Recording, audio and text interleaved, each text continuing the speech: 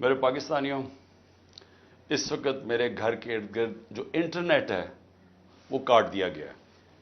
تو میں یہ اب امید رکھتا ہوں کہ آپ کے پاس یہ جو آج میں آپ سے بات چیت کرنا چاہتا ہوں یہ آپ تک پہنچ جائے۔ مقصد اس کا صرف یہ ہے کہ آج کل میڈیا مکمل طور پہ کنٹرول کر لیا گیا، اور ایک ہی جو ہمارے پاس راستہ ہے سوشل میڈیا، اس کو کنٹرول کرنے کے لیے میرے گھر سارا انٹرنیٹ کاٹ دیا تاکہ میں کسی بھی طرح آپ تک اپنا پیغام نہ پہنچا سکوں۔ تو میں کوشش کروں گا کہ آپ تک میری بات چیت پہنچ جائے۔ دیکھیں، سب سے پہلے میں نے جس طرح کی بربریت، بلکہ میں اس کو کہوں گا یزیدیت، جو آج کل یزید کا، آج کل کے یزید جس طرح کی ظلم تحریک انصاف کے لوگوں کے اوپر کیا جا رہا ہے، پتہ نہیں، مجھے لوگ کہتے تھے کہ شاید ضیاء الحق کے زمانے میں پیپلز پارٹی کے لوگوں سے ایسا ظلم ہوا، اور تھوڑے سے لوگوں سے، اتنے لوگوں سے تو کبھی ہوا ہی نہیں ہے ظلم۔ اس وقت 10,000 سے زیادہ ہمارے کارکنوں کو جیلوں میں ڈالا ہوا ہے، اور میں آپ کو یہ بتا دوں کہ اتنی مشکل حالات ہیں آج۔ آپ نے گرمی دیکھی ہے، گرمی کی انتہا ہے آج۔ چھوٹے چھوٹے پنجروں میں ان کو بند کیا ہوا ہے، کھانا ان کو صحیح نہیں مل رہا، پانی وہ ترستے ہیں وہاں، وکیلوں کو ملنے نہیں دیتے، کئی جگہ ہمارے وکیل ہی نہیں وہاں پہنچ سکتے، اور ان کو جس طرح یعنی کہ کوئی غیر ملک دشمن ہے اس طرح رکھا ہوا ہے۔ بلکہ غیر ملک دشمن بھی پرزنرز آف وار کے بھی حقوق ہوتے ہیں، یہاں تو صرف ان کو ایک کہ فائدہ اٹھاتے ہوئے جو کور کمانڈر کا گھر جلایا گیا، اس کا فائدہ اٹھاتے ہوئے پہلے سے پلان بنا ہوا تھا۔ اور میرا جس وقت بھی، یہ میں آپ کو بتا دوں، جس وقت بھی اس کے اوپر انویسٹیگیشن ہوگی یہ ثابت ہو جائے گا کہ یہ پری پلان تھا سب کچھ۔ سو اس لیے اس کے فائدہ اٹھاتے ہوئے ایک ایسا کریک ڈاؤن ہے جو میں نے پاکستان کی تاریخ میں کبھی نہیں دیکھا۔ صرف یہی نہیں کہ صرف تحریک انصاف کے کارکنوں کو اندر ڈالا ہے، سپورٹرز کو، سوشل میڈیا کے لوگ جو اپنے طور پہ پارٹی میں بھی نہیں، جو کہ پی ٹی آئی کے لیے کوئی ٹویٹ کرتے تھے، ان کو بھی اندر ڈال دیا ہے، ساری لیڈرشپ اندر ڈالی ہوئی ہے۔ اور نکلنے کا صرف ایک طریقہ ہے کہ ایک وہ جادو کے لفظ کہہ دو، وہ جس طرح ہوتا تھا نا، کھل جا سم سم، آپ جادو کا لفظ کہہ دیں کہ جی میں تحریک انصاف میں نہیں ہوں، تو آپ رہا ہو سکتے ہیں۔ یعنی یہ مذاق ہو رہا ہے ہمارے ملک کے ساتھ۔ کسی بھی دور کے اندر میں نے یہ نہیں دیکھا کہ صرف اور صرف آپ کے اوپر، اگر آپ نہیں کہتے کہ میں تحریک انصاف میں ہوں، تو آپ کے اوپر ظلم ہوں گے، تشدد ہوگا، آپ کو اس جگہ اس طرح کی گرمی کے اندر آپ کو دڑبوں میں بند کر دیں گے۔ لیکن جب آپ یہ کہیں گے کہ میں تحریک انصاف چھوڑ رہا ہوں، تو سب کچھ ٹھیک ہو جائے گا، آپ کے سارے گناہ معاف ہو جائیں گے۔ اور پھر مجھے جو حیرت ہے آج کہ کوئی ہیومن رائٹس کی آوازیں نہیں نکل رہی ہیں۔ وہ جو لوگ شور مچاتے تھے آزادی صحافت کی اور بڑا ظلم کر رہا ہے عمران خان، وہ یعنی اب کدھر گئی ہے آزادی صحافت؟ سارا میڈیا دبایا ہوا ہے، پروپیگنڈا چل رہا ہے، ون سائیڈڈ چیزیں جا رہی ہیں۔ ہمارے لوگ اب جاتے ہوئے ڈرتے ہیں میڈیا کے اوپر کہ پکڑ کے جیل میں ڈال دیں گے۔ ون سائیڈڈ چیزیں چل رہی ہیں، لوگ اب اتنا خوف اور ہراساں پھیلایا، اور میں نے خود کہا ہوا ہے اپنے لوگوں کو کہ چھپ جاؤ۔ میں خود کہہ رہا ہوں اپنے کارکنوں کو، اپنے آفس بیررز کو، اپنے عہدیداروں کو، کوئی ضرورت نہیں ہے آپ کو سامنے آنے کی، اپنے گھروں میں نہ رہو، چھپ جاؤ، کیونکہ یہ جو اندھیری رات ہے، یہ جو رات میں سب سے زیادہ اندھیرا ہے، یہ زیادہ دیر نہیں چلتا۔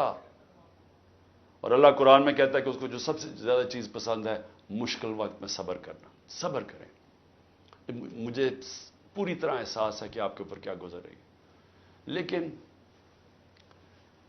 جو مجھے افسوس ہے کہ ہمارے کوئی بھی ہیومن رائٹس کے جو لوگ ہیں، وہ ڈر ڈر کے کوئی ایک آدھ بیان آ جاتا ہے، اور پھر میں صحافیوں کو کہوں گا، میں سمجھتا تھا کہ ہمارے صحافی بڑے پرو ڈیموکریسی ہیں، چلے جی میرے بڑے خلاف ہوں گے لیکن ڈیموکریسی کے لیے تو ساتھ ہے. تو وہ یہ جو تماشا ہے یہ کیسے دیکھ رہے ہیں؟ کیا ان کا کوئی ضمیر نہیں جاگ رہا؟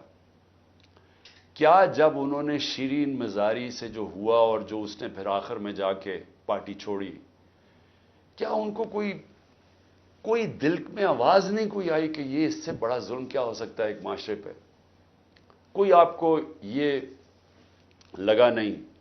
جو عورتوں کی تنظیم ہے، جو عورتوں کے حقوق کے اوپر بات کرتی، کہ ایک ایسی عورت جو بیوہ، والدہ اس کی بیوہ، بیٹی ایک جو اس کا دھیان رکھ رہی ہے، جو بلڈ پریشر کی مریض، اس سے جو انہوں نے کیا ہے اس گرمی کے اندر، کبھی ایک جیل میں لے کے جائیں، اس کے بعد ادھر سے نکال کے دوسرے جیل میں لے جائیں، ادھر عدالت اس کو ضمانت دے، کوئی اور کیس میں پکڑ کے لے جائیں، گجرات لے گئے اس گرمی کے اندر. تو بلڈ پریشر کی شیرین، ہمیں پتہ ہے اس کی صحت نے یہ اجازت ہی نہیں دینا تھا.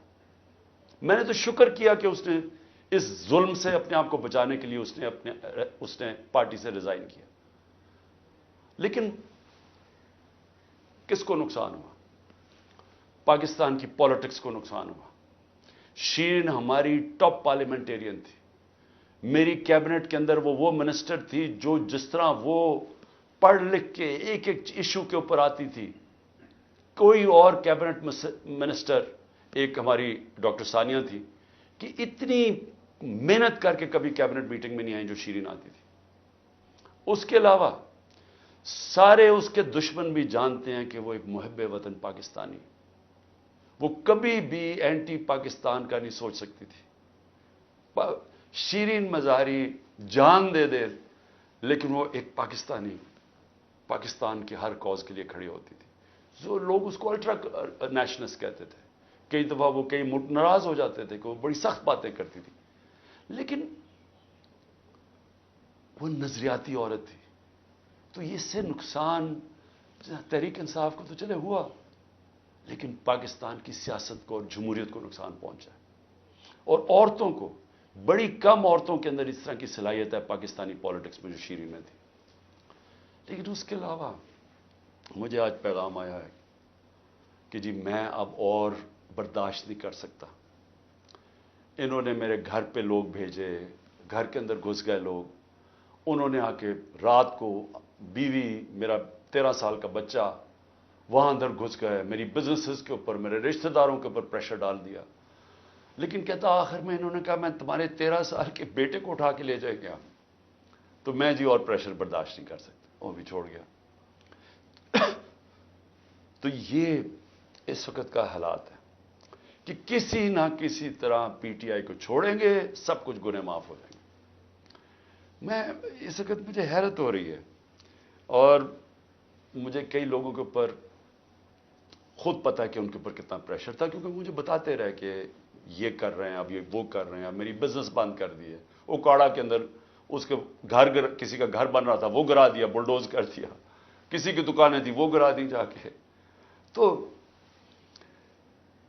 میں پھر سے، کیا یہ ہمارے وہ لوگ جو کہ بڑے جمہوریت کے سپاہی تھے اور وہ ہیومن رائٹس آرگنائزیشنز، کیا ان کو یہ نظر نہیں آ رہا کہ یہ نہیں ہے کہ یہ صرف تحریک انصاف کو نقصان پہنچ رہا ہے، یہ ہماری جمہوریت ختم کی جا رہی ہے. یہ وہ دور آ رہا ہے کہ اس کے اندر جمہوریت ختم ہو جائے گی، کیونکہ اس میں صرف یہی نہیں ہو رہا. ایک جو بنیادی چیز ہوتی ہے جمہوریت میں، فنڈامنٹل رائٹس، بنیادی حقوق کی حفاظت کی جاتی ہے جمہوریت میں. مغرب کے اندر، یورپ میں، انگلینڈ میں لوگ کیوں جاتے ہیں؟ اپنے ٹیکس دیں، قانون نہ توڑیں، آزاد ہوتے ہیں. کوئی ان کے بنیادی حقوق کے خلاف نہیں جا سکتا، وہ عدالت ان کی حفاظت کرتی ہے. ہاں تو بنیادی حقوق ہی ختم ہو گئے، فنڈامنٹل رائٹس کا معنی ہی ختم ہو گیا یہاں. یعنی جو میڈیا سے انہوں نے کیا، عمران ریاض سے کیا کیا؟ عمران ریاض سب سے زیادہ اس کی یوٹیوب کے اوپر ویورشپ تھی. اس کو ابھی تک عدالتوں نے بار بار کہا کہ ہمارے سامنے اس کو پیش کرو. کیوں نہیں پیش کر رہے؟ مجھے خوف ہے کہ اس کے اوپر تشدد اتنا کیا ہوگا کہ وہ عدالت میں لاتے ہوئے سے ڈر رہے ہیں. یہ ارشد شریف کے بعد یہ دوسرا ہے کہ ارشد شریف سے جو انہوں نے کیا ہے، تو کدھر ہے ہماری صحافی کمیونٹی؟ کیونکہ چلے ٹھیک ہے، آج تو چلے ہمارے پر برا وقت ہے، یہ تو آپ کے اوپر بھی آئے گا۔ اگر ایک دفعہ فنڈامنٹل رائٹس ختم ہو جاتے ہیں ایک معاشرے میں، تو معاشرے میں تو جنگل کا قانون ہے۔ آپ نے طاقتور کی بات نہ مانی، آپ سے بھی یہ ہوگا۔ آپ نے طاقتور کی غلامی کر لی، سب کچھ ٹھیک ہو جائے گا، آپ کو معاف بھی کر دیا جائے گا، بلکہ آپ غلط کام بھی کریں تو آپ کو معاف کر دیا جائے گا۔ آپ مجرم ہو قوم کے، آپ منی لانڈرر ہو، آپ کے لنڈن میں اربوں روپے کی پراپرٹیز ہوں جو آپ بتا ہی نہیں سکتے کہ کدھر سے ہے، آپ کو معاف کر دیا جائے گا، کیونکہ آپ طاقتور کے ساتھ کھڑے ہیں۔ لیکن کمزور کو بچانے والا کوئی نہیں ہوگا، کیونکہ جب فنڈامنٹل رائٹس ختم ہوتے ہیں جو ہو گئے ہیں پاکستان میں۔ اور مجھے یہ ابھی تک بتائیں، 25 لوگ شہید ہوئے ہیں، 69 لوگوں کو گولیاں ماری گئیں۔ کون سی جمہوریت ہے جدھر اس کے اوپر انویسٹیگیشن نہیں ہوتی؟ کیوں نہیں اب تک انویسٹیگیشن ہوئی ان لوگوں کے اوپر؟ وہ کون لوگ تھے؟ وہ پاکستانی تھے، ان کے حقوق ہیں، ان کے ماں باپ ہیں، کئیوں کے بیچارے بچے تھے جو وہ ایک روزی کمانے والا تھا، ان کو سیدھی گولیاں ماری گئی۔ کوئی انویسٹیگیشن ہوگی؟ کیونکہ اگر آپ یہ انویسٹیگیشن آج نہیں کریں گے، یہ آگے ہوگا، ہو سکتا ہے کہ آگے آپ ان گولیوں کا نشانہ بن جائیں۔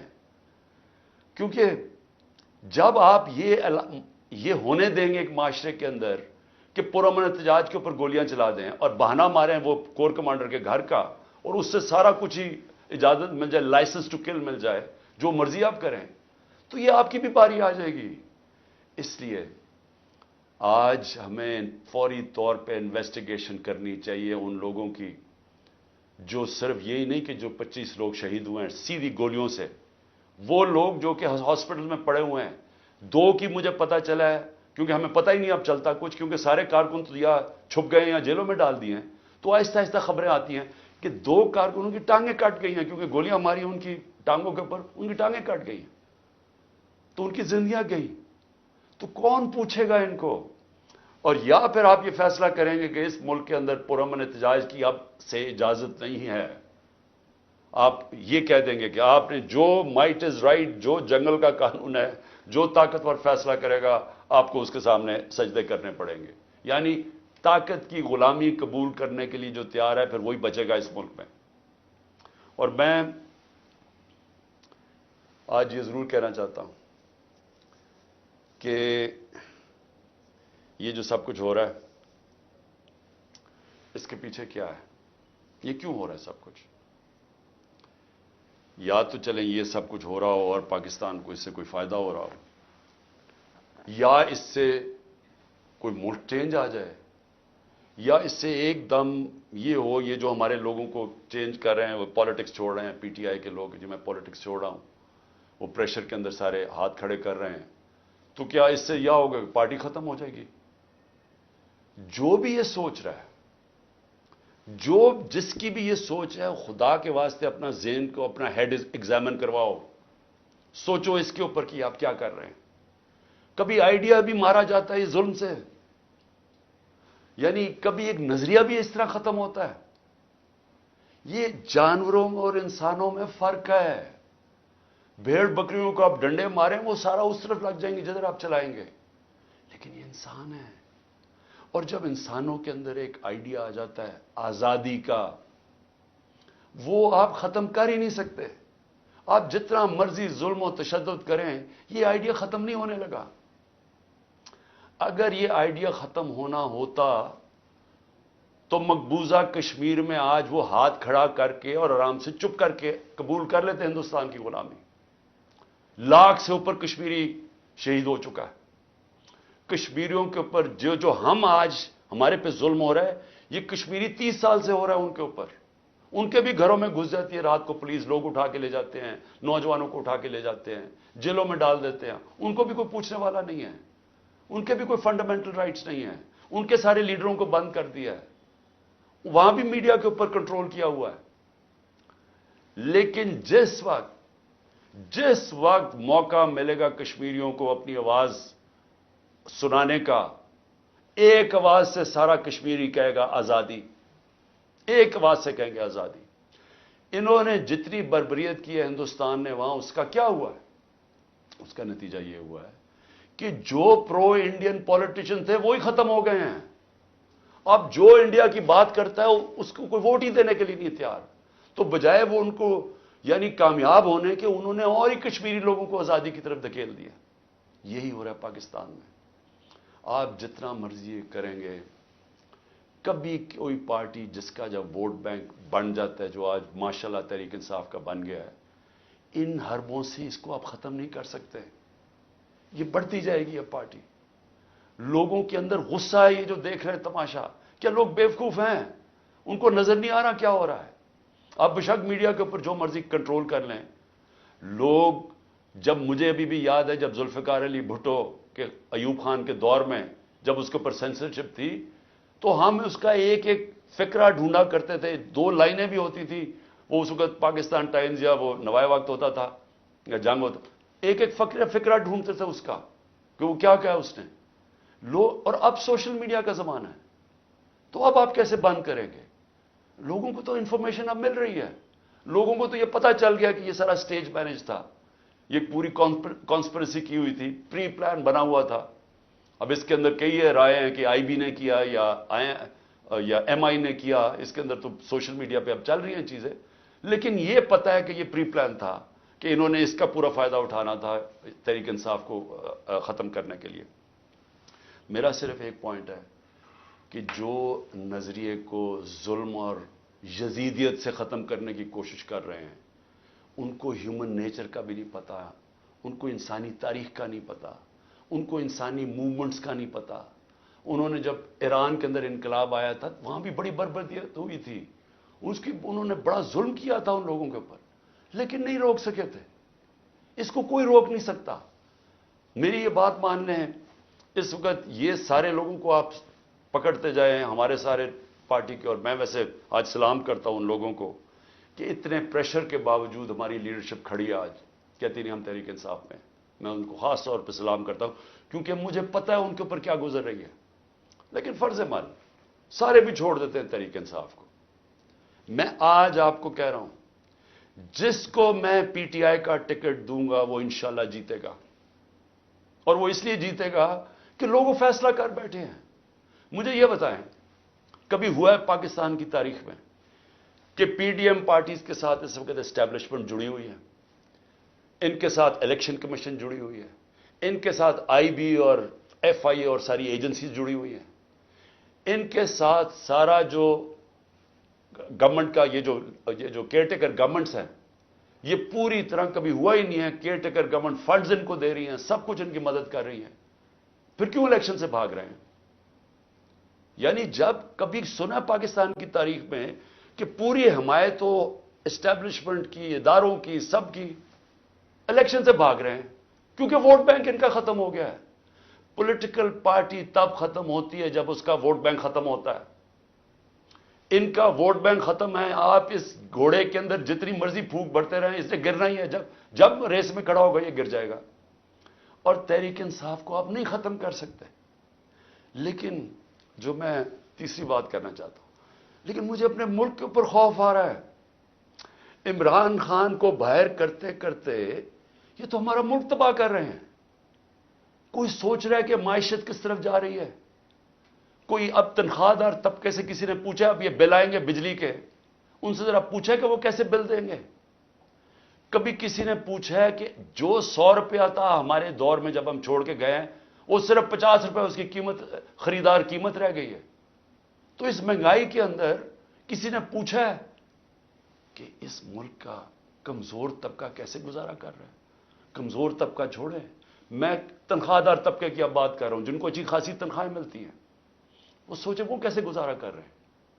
اور سوچا ہے کہ اس وقت ہمارے جو پروفیشنلز ہیں, جو دنیا میں کہیں بھی نوکری کر سکتے ہیں, 9 لاکھ پروفیشنل ملک چھوڑ کے چلے گئے. اس کی کوئی اندازہ ہے کہ یہ کتنا بڑا نقصان ہے؟ اگر پاکستان میں ہم نے شوکت خانم کینسر ہاسپٹل بنایا تھا, اور آپ سارے عرب دنیا میں چلے جائیں, وہاں اگر آپ کو کینسر ہاسپٹل ملے گا تو سارا باہر سے لوگ, ان کے جو سٹاف ہے, جو آنکولوجسٹ ہیں, جو کینسر اسپیشلسٹ, سب باہر سے آئے ہوئے ہیں. پاکستان میں کیوں ہم بنا سکے انٹرنیشنل کیلیبر کا ہاسپٹل؟ کیونکہ کوالیفائڈ پاکستانی باہر سے آئے تھے یہاں کام کرنے کے لیے. اب وہ لوگ باہر جانے کا سوچ رہے ہیں. 10% ہمارے کنسلٹنٹ چھوڑ کے جا رہے ہیں. اور اگر یہ میں اپنی انسٹیٹیوشن کی بات کر رہا ہوں تو مجھے بتائیں باقی جگہ کیا ہو رہا ہوگا. جب اس ملک کے پروفیشنلز پڑھے لکھے لوگ چھوڑ کے ملک جا رہے ہیں, سوچیں یہ ملک کدھر جا رہا ہے. اور دوسرا, ڈالر جا رہے ہیں ملک سے باہر, سب ڈالر باہر بھیج رہے ہیں. اس وقت کوئی سرمایہ کاری نہیں ہو رہی, لوگ ڈالر خرید رہے ہیں. 300 سے زیادہ تو روپیہ ڈالر ہو گیا پاکستان میں. کیا اس کا اندازہ ہے کہ اب ملک کے اوپر کیا ہونے والا ہے؟ نہ کوئی انویسٹمنٹ آ رہی ہے, کوئی سرمایہ کاری نہیں آ رہی. نہ پاکستان کے اندر کوئی سرمایہ کاری کرنا چاہتا ہے, نہ باہر. وہ ڈالر پکڑ کے بیٹھ گئے. نہ باہر سے کوئی کمرشل بینک پیسے دینے کے لیے تیار ہے, نہ باہر سے کوئی انویسٹر آنے کے لیے تیار ہے. اور سارے جو پاکستان کے ہم ریکارڈ انڈیکیٹرز چھوڑ کے گئے تھے, ریکارڈ پہ ایکسپورٹس تھی, آج ایکسپورٹس گر رہی ہیں. ریکارڈ پہ ریمیٹنسز تھی, وہ آج ریمیٹنسز گر رہی ہیں. ریکارڈ ٹیکس کلیکشن تھی, آج ٹیکس کلیکشن گر رہی ہے. آئی ٹی 75% ہماری ایکسپورٹس بڑھی تھی, فیوچر ٹیکنالوجی کا, وہ آج نیچے چلی گئی ہیں. آج جو ہمارا جو کسان ہے, ذرا اس سے پوچھے تو صحیح کہ اس کے کیسا گزارا ہو رہا ہے. کتنا پیسہ تب بن رہا تھا, آج وہ کتنا پیسہ بنا رہا ہے. کیونکہ مہنگائی اتنی ہو گئی ہے کہ اس کے پاس اب ہاتھ میں اتنا پیسہ ہی نہیں ہے. جتنا کسان کے پاس پیسہ آئے گا وہ زمین پہ لگائے گا. کبھی پوچھا ہے کہ جو پروڈکشن سینٹر ہیں جس سے دولت بنتی ہے, جس کی وجہ سے آپ نے قرضے واپس کرنے ہیں, جو ہے انڈسٹری بند ہو رہی ہے. آج بے روزگاری پھیل رہی ہے. ریکارڈ انڈسٹریل پروڈکشن تھی ہماری, 10.4% لارج سکیل مینوفیکچرنگ تھی ہمارے آخری مہینے میں, آج وہ گر رہی ہے. آج جو سب سے خوفناک چیز ہے کہ جب آپ کے باہر سے ڈالر کم آ رہے ہیں, جب آپ کے ڈالر کم آنے شروع ہو گئے ریمیٹنسز اور ایکسپورٹس کے, اس کا اب کیا ہوگا؟ قرضے بڑھتے جا رہے ہیں, ڈالرز کم ہوتے جا رہے ہیں. آج جتنا پاکستان اپنا ٹیکس میں پیسہ اکٹھا کرتا ہے, یہ سن لیں پاکستانیوں, جتنا ہم ٹیکس میں پیسہ اکٹھا کرتے ہیں سارا قرضوں کے اوپر سود پہ چلا جاتا ہے. ملک پھر قرضوں پہ چل رہا ہے. اب ریکارڈ قرضہ لے رہے ہیں ہم, سود ادھر پہنچ گیا ہے قرضوں کے اوپر کہ سارا ہی ہمارا ٹیکس کا پیسہ اب سود میں چلا جائے گا. تو میں یہ سوچنے کی کوشش کر رہا ہوں کہ کیا یہ جو لوگ یہ فیصلے کر رہے ہیں کہ عمران خان کو باہر رکھو, کیا ان کو نہیں نظر آ رہا کہ پاکستان ڈوب رہا ہے؟ کیا ان کو نہیں نظر آ رہا کہ ان کے پاس روڈ میپ کوئی نہیں ہے؟ میں آج میں کمیٹی بنانے کے لیے تیار ہوں, ایک مذاکراتی کمیٹی. کسی سے بھی, وہ جو بھی اس وقت طاقتور لوگ ہیں, میں ان سے جا کے وہ بات کریں. وہ 2 چیزیں کر لیں, کیونکہ اور تو ابھی مجھے تو سمجھ نہیں آ رہی. ہم نے بڑی کوشش کی بات کرنے کی, جو یہ پہلے لوگ تھے وہ عجیب باتیں کرتے تھے کہ جی ہم تو اکتوبر میں الیکشن کروائیں گے. کیوں جی اکتوبر میں الیکشن کروائیں گے؟ بولے نا, وہ اس لیے کروائیں گے کہ یہ انہوں نے کرنا تھا ہمارے ساتھ, جب کرش ہو جائے گی تحریک انصاف تو تب الیکشن کروائیں گے, اور ان کے پاس کوئی جواب ہی نہیں تھا. میں یہ کمیٹی بناتا ہوں, میں 2 چیزیں کہتا ہوں, 2 چیزیں کرتے ہیں. اگر اس کمیٹی کو یہ بیٹھ کے کہہ دیں کہ جی عمران خان کے بغیر پاکستان بہتر ہو جائے گا اور آپ کے پاس کوئی سلوشن ہے, میں پھر سے کہتا ہوں کہ اس ملک کی خاطر میں چھوڑ دیتا ہوں, میں پیچھے ہٹ جاتا ہوں. اگر آپ یہ کمیٹی کو سمجھا دیں کہ میرے بغیر ملک بہتر چلے گا, چلے میں ملک کی خاطر یہ بھی چھوڑنے کے لیے تیار ہوں. یا دوسری چیز, یا اس کمیٹی کو یہ کہہ دیں کہ اکتوبر میں الیکشن کروانے سے پاکستان کو کیا فائدہ ہے. یہ تو ہمیں سمجھ آ رہی ہے کہ اکتوبر تک تحریک انصاف کو ان کا خیال ہے کرش کر دیں گے, لیکن پاکستان کو کیا فائدہ ہے؟ ہم کیوں اکتوبر تک انتظار کر رہے ہیں جب ملک نیچے جا رہا ہے؟ یا یہ 2 چیزیں کنونس کر دیں, میں اس کی کمیٹی بناؤں گا, میں انشاءاللہ کل اناؤنس کر دوں گا. لیکن میں آج آخر میں 2 چیزوں پہ ختم کرتا ہوں. ایک تو آخر میں تو میں القادر کے اوپر بات کرنا چاہتا ہوں, جو 4 گھنٹے میں 4.5 گھنٹے مجھے نیب میں بٹھایا کل انہوں نے, اس کے اوپر بات کرنا چاہتا ہوں. لیکن اس سے پہلے میں اپنے سپریم کورٹ کے ججز سے آج اپنی قوم کی طرف سے اپیل کرتا ہوں.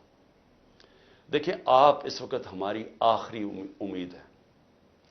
پاکستان میں اب رول آف لا ختم ہو چکا ہے. آئین اس ملک کے اندر تقریباً ختم ہو چکا ہے. جب 14 میں میرا یہ رائٹ تھا، میں نے اسمبلیز اپنے آئین کے مطابق ڈیزالو کی تھی، 2 اپنی اسمبلیز میں نے اپنے آئین کے مطابق ڈیزالو کی تھی کہ 90 دن میں الیکشن ہوگا. کدھر گیا الیکشن؟ 14 مئی کی انہوں نے ڈیٹ دی چیف جسٹس صاحب نے اور سپریم کورٹ. 14 مئی گزر گئی، کسی کو کچھ فرق ہی نہیں پڑا. تو اس کا مطلب تو آئین جب آپ کا گیا ہے تو رہ گیا جنگل کا قانون. اب تو اس میں مطلب کہ جو طاقتور وہ فیصلہ کرے گا کون سا آئین کی شکل پہ چلنا ہے. اس نے نظریہ ضرورت تو شروع ہو گیا پاکستان میں. میں اپنے سپریم کورٹ کے ججز کا، مجھے پتا ہے آپ کے اندر اختلافات ہیں. دیکھیں ملک کے لیے بہت ضروری ہے. آپ نے اگر اس ملک کی جمہوریت کو نہ بچایا اور آخری امید اب آپ رہ گئے، یہ تاریخ آپ کو معاف نہیں کرے گی. کیونکہ جا رہا ہے جس طرح پاکستان جا رہا ہے، یہ ساری ہماری ڈیموکریسی کو ڈسمینٹل کیا جا رہا ہے. سارے جو جمہوریت کے ادارے ہیں وہ ایک ایک کر کے تباہ کیے جا رہے ہیں. یا جمہوریت نہیں ہے اب. ہم تو میں بیٹھا ہوتا ہوں ہر روز کہ کس دن آ کے مجھے پکڑ لیں گے. ایک دم انٹرنیٹ بند کر دی پکڑ کے. یعنی کون سی جمہوریت میں ہوتا ہے؟ سارے لوگوں کو جیلوں میں ڈال دے. مجھے یہ نہیں پتا میں اب کسے کانٹیکٹ کسے کروں. میرے سے کانٹیکٹ ہی کوئی نہیں ہو رہا. نہ مجھے لیڈرشپ ملتی ہے نہ کوئی ملتا ہے. جو میں زوم پہ میٹنگ کرتا تھا انہوں نے وہ انٹرنیٹ بند کر زوم ہی ختم کر دیا. تو میں تو تیار بیٹھا ہوں کہ جو بھی کرنے کے لیے آئیں گے، جب بھی پکڑیں گے، میں تو خیر تیار بیٹھا ہوں، ہر روز تیار ہوتا ہوں. لیکن میں آپ سے سپریم کورٹ کے ججز صاحبان، دیکھیں قوم آپ کی طرف دیکھ رہی ہے اور یہ آپ کی یونٹی اس قوم کے لیے بہت ضروری ہے. آپ کے اوپر اب ہے کہ اس ملک کی جمہوریت کے لیے سٹینڈ لیں. آپ کے لیے ضروری ہے کہ اس ملک کو آپ بچائیں کہ یہ ٹوٹل جنگل کا قانون، بنانا ریپبلک بن رہا ہے ہمارا ملک. یہاں کسی شہری کو اس وقت جو آج آواز اٹھاتا ہے، کوئی تنقید کرتا ہے، اس کو یا اٹھا کے لے جاتے ہیں یا اس کو مارے پڑتی ہیں یا ان کی بزنسز بند کر دیتے ہیں. یعنی یہ تو ایسے لگ رہا ہے کہ ہم وہ ہٹلر کے گسٹاپو کے دنوں میں بیٹھے ہوئے ہیں. یعنی ہمارے لیے تو وہ دن آ گئے.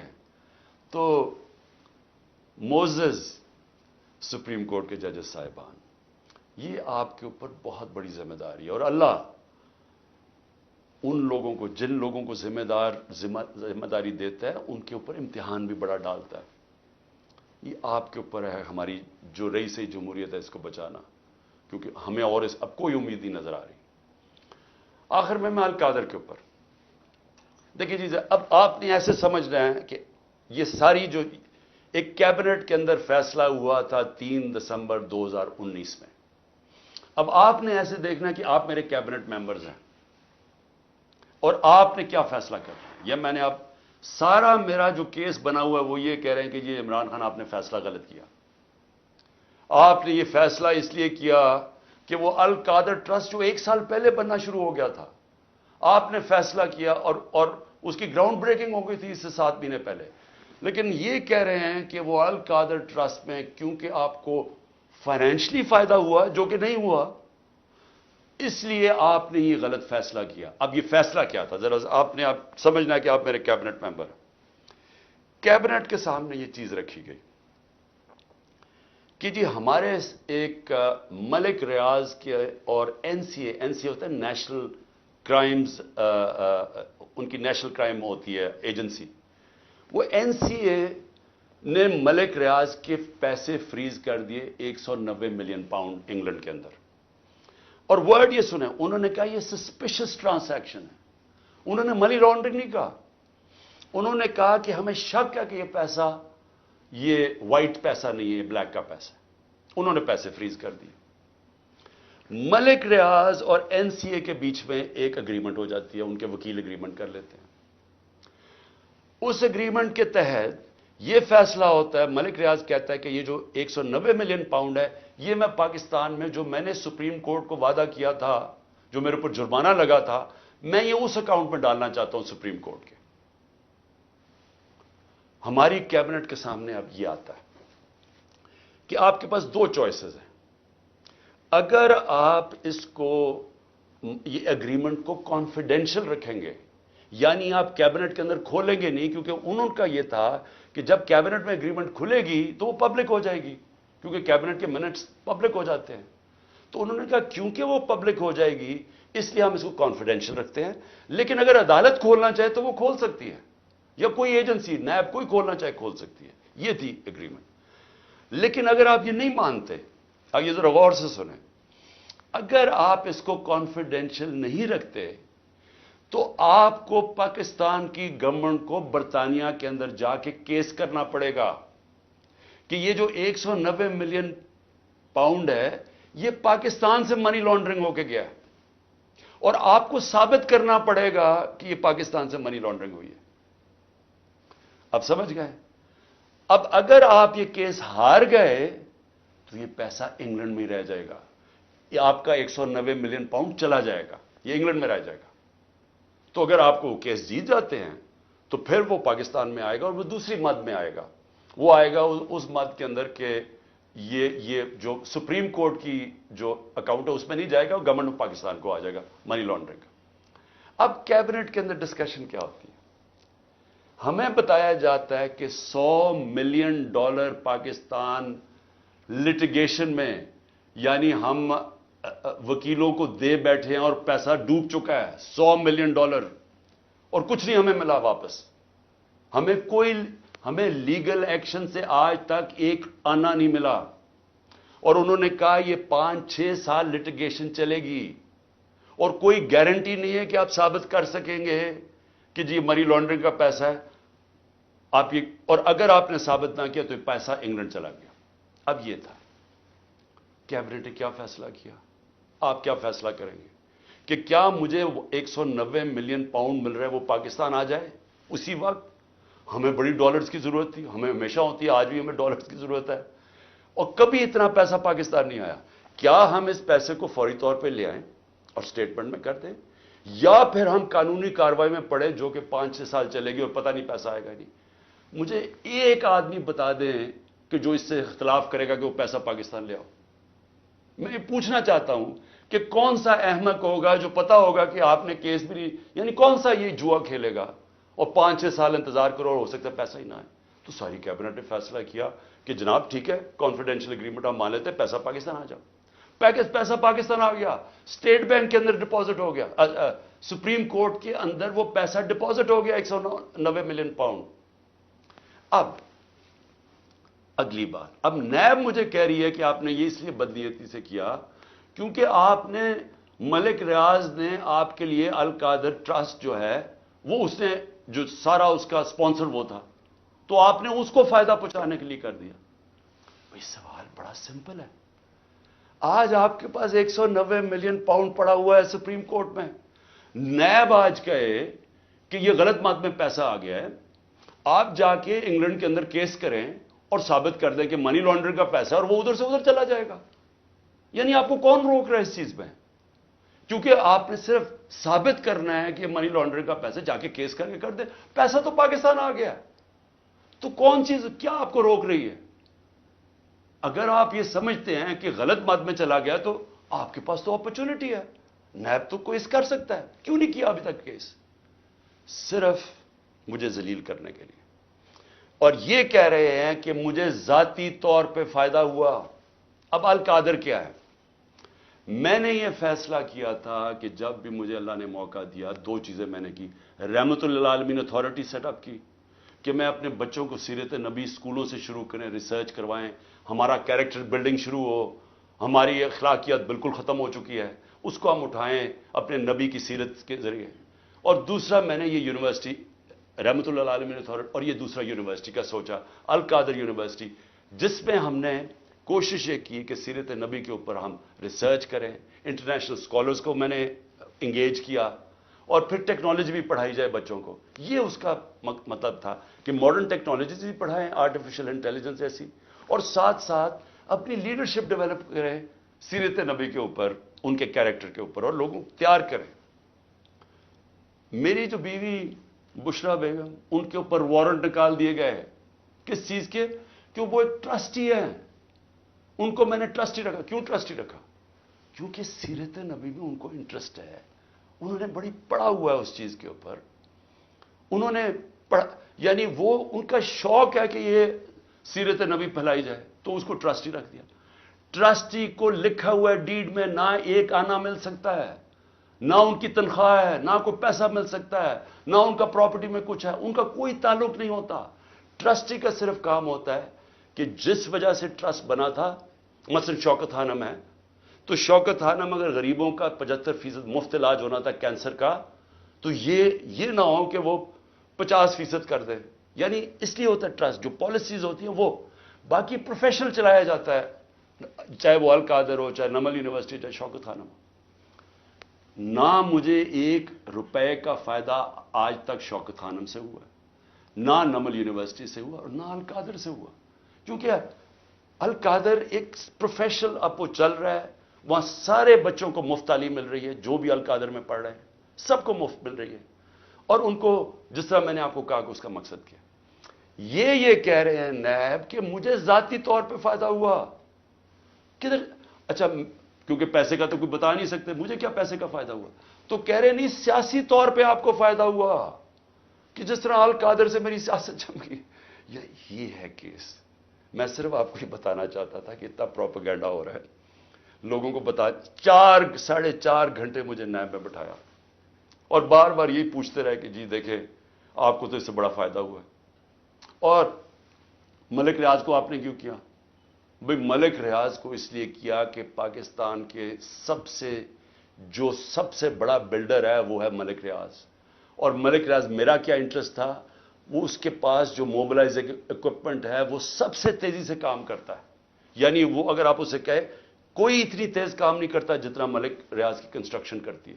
میرا انٹرسٹ کیا تھا کہ وہ جلدی سے سیٹ اپ ہو القادر، جتنی جلدی سیٹ اپ ہو، اور میں اگر پرائم منسٹر تھا میں ان کو فائدہ پہنچا سکوں، انٹرنیشنل اسکالرز لا سکوں ہوتے ہوئے اس وقت۔ میرا تو صرف یہ انٹرسٹ تھا، اور مجھے اس سے کیا انٹرسٹ ہے؟ جس طرح ہر سال شوکت خانم میں 9 ارب روپیہ اکٹھا ہوتا ہے، تو کیا وہ میری ذات کے لیے ہو رہا ہے؟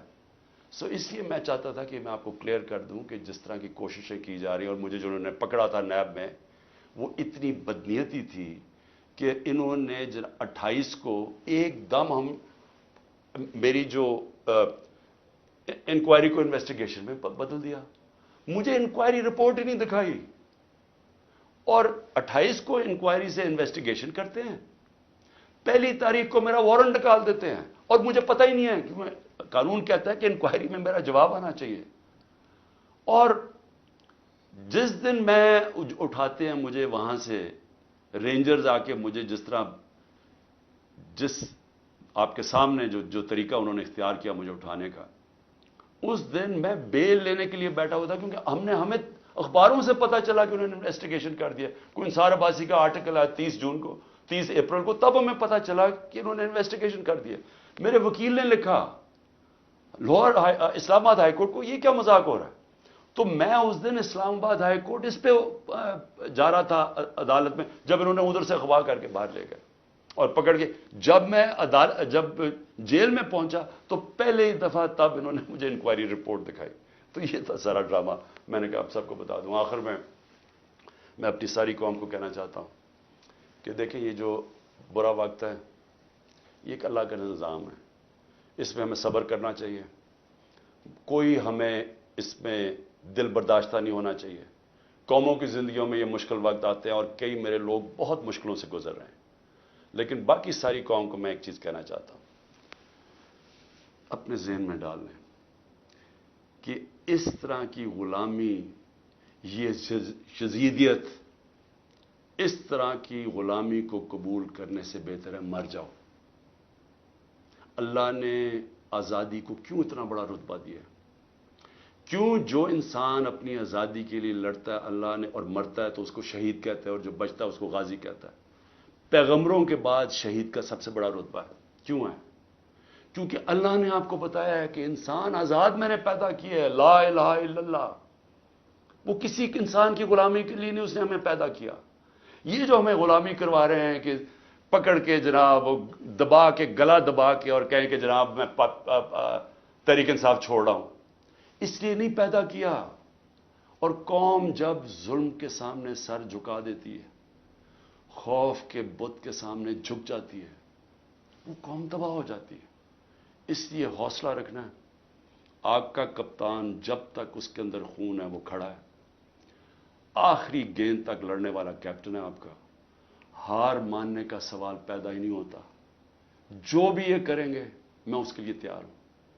اسی قوم کو بھی میں یہ کہنا چاہتا ہوں کہ آپ نے کسی صورت ہار نہیں ماننی.